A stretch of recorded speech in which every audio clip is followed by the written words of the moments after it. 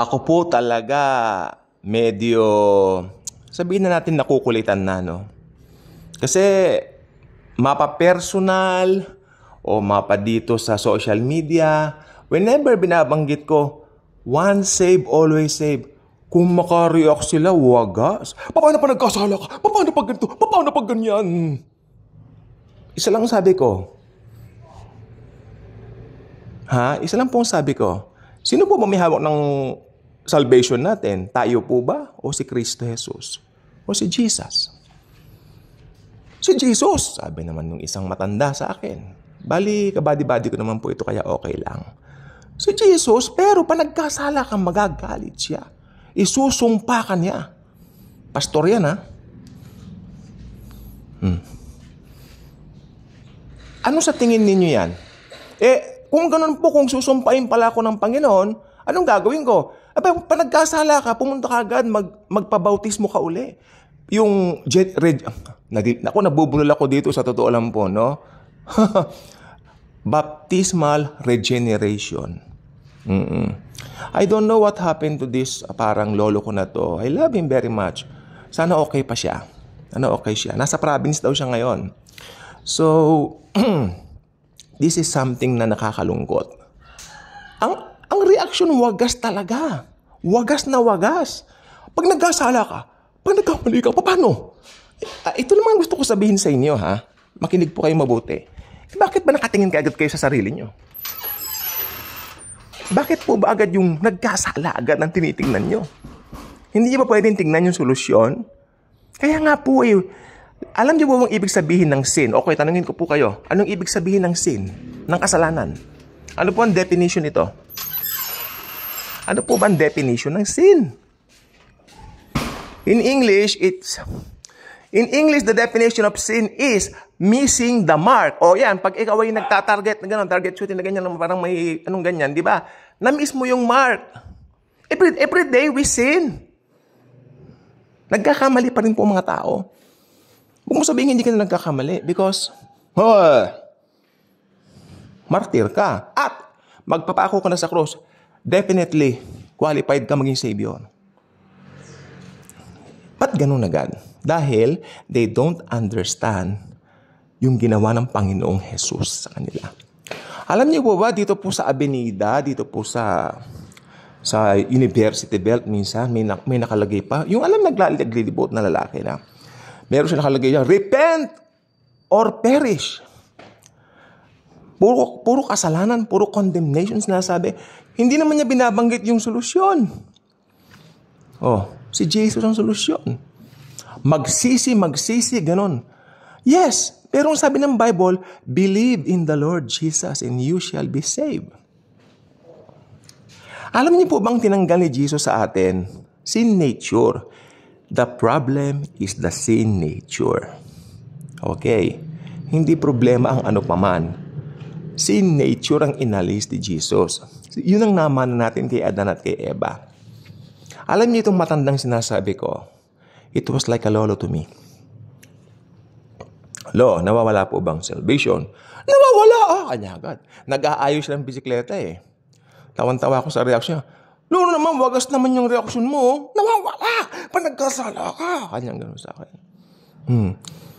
Gano'n ang sabi niya. Kaya ikaw mag-a-attend ka dito sa amin. Dito, ito ang turo, gano'n. Ay, opo, sige po. Minsan nag-attend po ako, ginutom ako, alauna, hindi pa nagpapakain. See? Pumunta ako sa lahat na lab ko po yan. Family friend namin yan Nawawala Tapos, ito hindi na siya nakasagot. Believe me. Ay, lolo. Kung nawawala pala yung salvation, ilang kasalanan po bang pwede kong magawa para mawala? Natigilan ngayon siya. Lolo, gusto kong malaman. Ilang sin ang pwede kong makomit bago mawala yung salvation? Basta pag nakagawa ka ng mabigat na kasalanan, yun na yun. Kaya, lusot. No, in the Bible, kaya malaki, kaya maliit, that's a sin. Kaya ako medyo na ako sa mga ganyan. Minsan, inaano ko na lang. Baka pag minsan patulan mo, makipagdebate ka dyan sa Avenida, nakikipag-debate ka sa mga nangangaral dyan. No way, hindi ko po gagawin yan. Hello? Ilang Bible school ang pinasukan ko. Hindi ko pinagmamalaki yung Bible school. But, yung turo nila ng once saved, always saved, great. Na-train din ako ng mga Baptist habang nung bata-bata pa ako. Marami na rin po akong pinag-aralan, marami na rin akong mga diploma, marami na rin po akong mga na-achieve sa Christian faith natin. Hindi ko pinagmamalaki yan. Ang pinagmamalaki ko yung kabutihan ng Panginoon na nakilala ko ang kanyang biyaya mismo. Alam mo ang biyaya, wala kang ginawa, pero pinagkalooban ka. Binigyan ka. Alam ninyo yung mga nagsasabi na kumokontra sa atin. Pag may tumutuloy, pag-pray na lang po natin. That's the only thing we can do. Sapagkat hindi po tayo magbubukas ng kanilang mind. Holy Spirit lang po. Nakakatakot po kasi yung mga ganyan pong turo. Maybe, I don't know. Hindi nila alam yung value ng ginawa ng Panginoong Hesukristo. Okay? In this channel, walang ibang bida rito. Ang Panginoong Hesukristo lang. Never kong ibibida sarili ko. Yung mga napag-aralan ko sa Bible School, hindi ko po pinagmamalaki yan, okay? Never ko rin ibibida yung mga ministry ko. Marami po yan. Never, never, never. Kaya kung hindi pa kayo subscriber sa ating channel, I invite you to do so. Click the notification bell. Share this video. Share Jesus at ang katotohanan na salvation will never be lost. It can never be lost because, alam niyo, sabi ni Jesus, walang makaka-snatch sa inyo sa kamay ng aking Ama at sa aking kamay. Kamay ng Ama, ng Anak at sinelyuhan pa ng Banal na Espiritu Santo. Saan ka pa? Makakawala ka pa ba doon? Ay, siya nga pala sa YouTube, pakinggan niyo yung In Your Hands ng Hillsong. Alam niyo po ba ang ganda ng Hillsong nung araw? Oo.